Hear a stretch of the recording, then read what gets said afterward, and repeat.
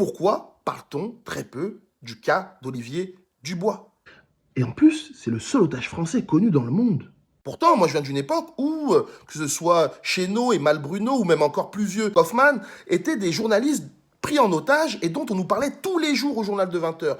Tous les jours, on savait depuis combien de jours ils étaient là-bas. Est-ce que tu as vu un décompte du temps passé loin de sa famille pour Olivier Dubois? Non, tu n'en as pas vu. Je me pose une vraie question. Tu penses à la même question, hein?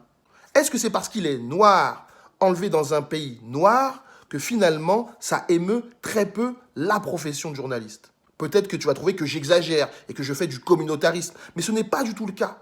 Ou peut-être, on peut trouver une explication, peut-être que si il est encore otage, c'est parce qu'on n'en parle pas assez, et donc si on n'en parle pas assez, c'est parce qu'on ne veut pas faire monter sa valeur marchande. On le sait, plus on en parlera, peut-être plus il coûtera cher, et ce sera encore plus difficile de le récupérer. En tout cas, je me pose la question, et à ton avis,